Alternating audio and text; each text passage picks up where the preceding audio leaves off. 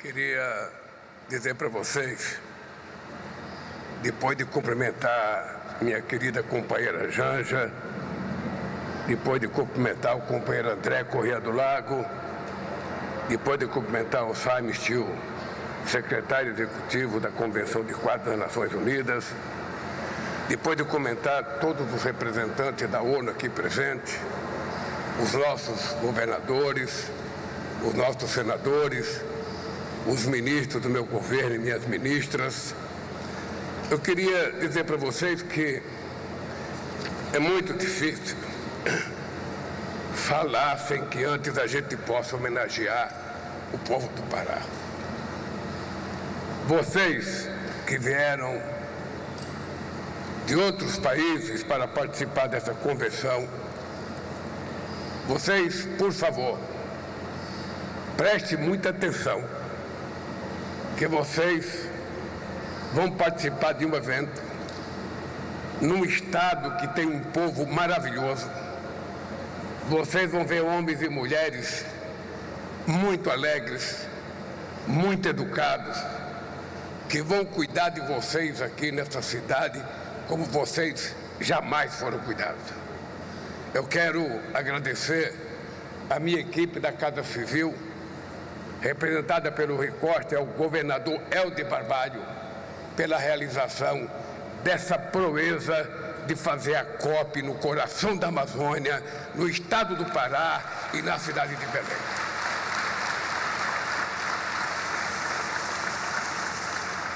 Tirem proveito dessa cidade, tirem proveito da alegria, tirem proveito da beleza e tirem proveito da alegria, do charme, do carinho e do amor de homens e mulheres que vão receber vocês.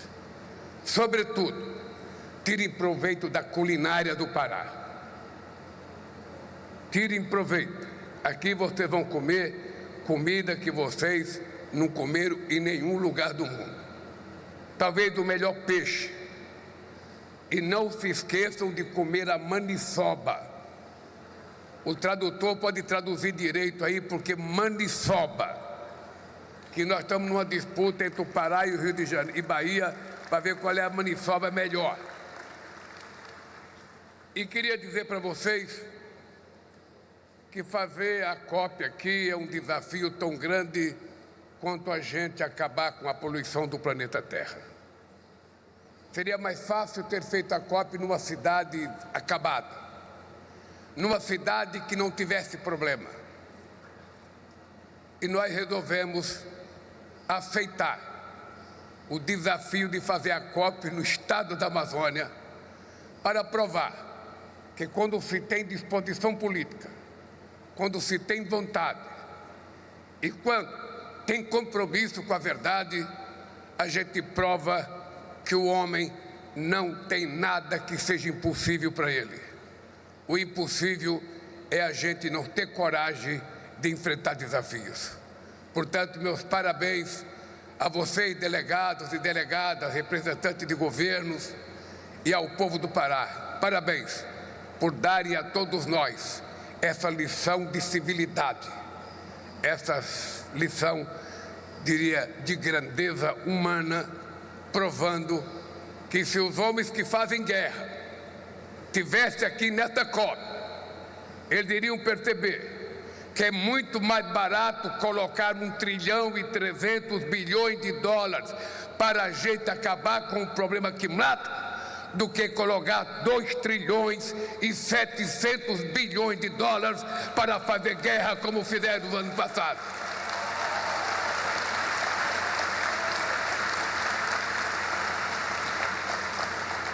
Há mais de 30 anos, na cúpula da Terra, os líderes do mundo se reuniram no Rio de Janeiro para debater o desenvolvimento e a proteção do meio ambiente.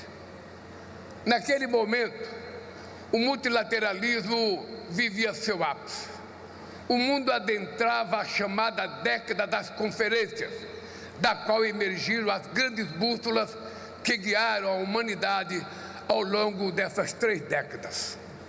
Entre elas, estão o conceito de desenvolvimento sustentável e o princípio das responsabilidades comuns mais diferenciadas, legadas vivos do Rio de 92. Hoje, a Convenção do Clima retorna à sua terra natal. Ela faz o caminho de volta para recuperar o entusiasmo e o engajamento que embalaram o seu nascimento. Pelas próximas 2 semanas, Belém será a capital do mundo. Governadores, prefeitos, parlamentares, cientistas de organizações da sociedade civil farão parte desse grande esforço coletivo em prol do planeta. Trazer a COP para o coração da Amazônia foi uma tarefa árdua, mas necessária. A Amazônia não é uma entidade abstrata. Quem só vê floresta de cima desconhece o que se passa à sua sombra. O bioma mais diverso da Terra é a casa de quase 50 milhões de pessoas, incluindo 400 povos indígenas, dispersa por 9 países em desenvolvimento que ainda enfrentam imensos desafios sociais e econômicos. Desafios que o Brasil luta para superar com a mesma determinação com que contornou as adversidades logísticas inerentes à organização de uma conferência desse porte. Quando vocês deixarem Belém, o povo da cidade permanecerá com os investimentos de infraestrutura que foram feitos aqui para receber vocês. E o mundo poderá, enfim, dizer que conhece a realidade da Amazônia.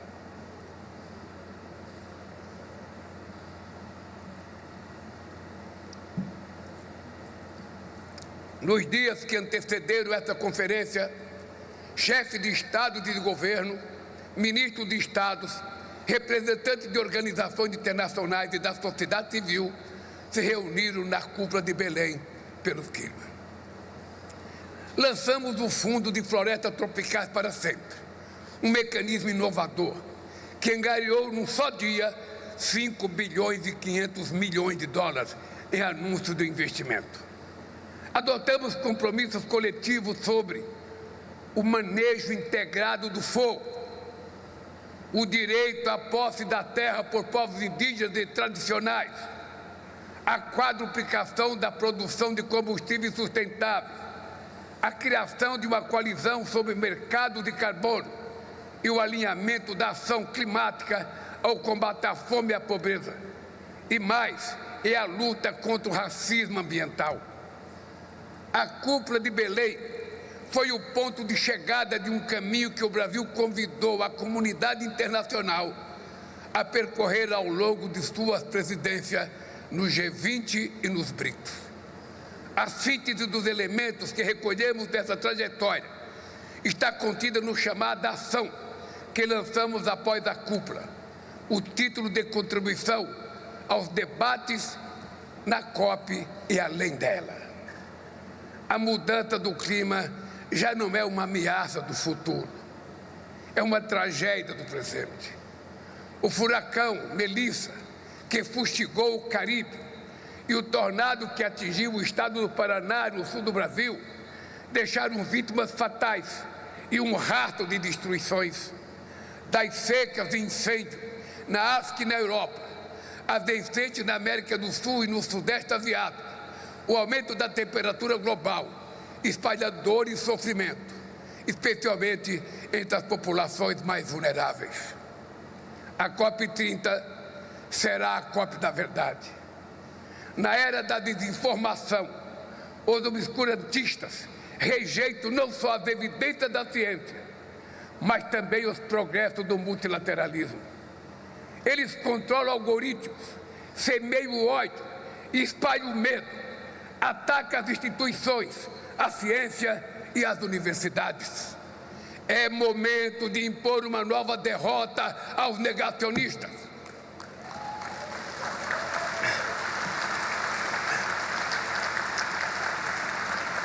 Sem o Acordo de Paris, o mundo estaria afadado ao aquecimento catastrófico de quase 5 graus até o fim do século. Estamos andando na direção certa, mas na velocidade errada. No ritmo atual, ainda avançamos rumo a um aumento superior a 1,5 graus na temperatura global. Romper essa barreira é um risco que não podemos correr. Queridas amigos e queridos amigos, nosso chamado à ação está dividido em 3 partes. Na primeira parte, faço um apelo para que os países cumpram os seus compromissos. Isso significa formular e implementar as contribuições nacionalmente determinadas ambiciosas, assegurar financiamento, transferência de tecnologias e capacitação aos países em desenvolvimento e dar a devida atenção, adaptação aos efeitos da mudança do clima. Na segunda parte, conclamo os líderes mundiais a acelerar a ação climática. Precisamos do mapa do caminho para que a humanidade, de forma justa e planejada, supere a dependência dos combustíveis fósseis e reverta o desmatamento e mobilize os recursos para esses fins. Avançar requer uma governança global mais robusta, capaz de assegurar que as palavras se traduzam em ações. A proposta de criação de um Conselho do Clima, vinculada à Assembleia Geral da ONU, é uma forma de dar a esse desafio a estatura política que ele merece. Na terceira parte, convoca a comunidade internacional a colocar as pessoas no centro da agenda climática. O aquecimento global pode empurrar milhões de pessoas para a fome e a pobreza, fazendo retroceder décadas de avanço.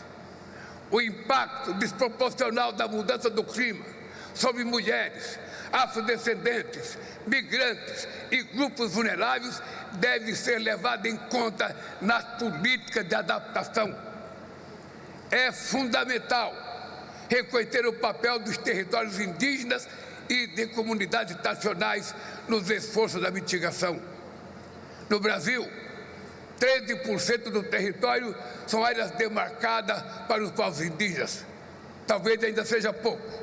Uma transição justa precisa contribuir para reduzir as assimetrias entre o norte e o sul global, forjadas sob séculos de emissões.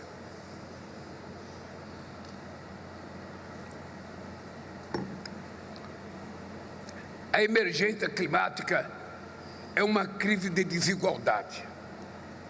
Ela expõe e exacerba o que já é inaceitável. Ela aprofunda a lógica perversa que define quem é digno de viver e quem é digno de morrer. Mudar pela escolha nos dá a chance de um futuro que não é ditado pela tragédia. O desalento não pode extinguir as esperanças da juventude.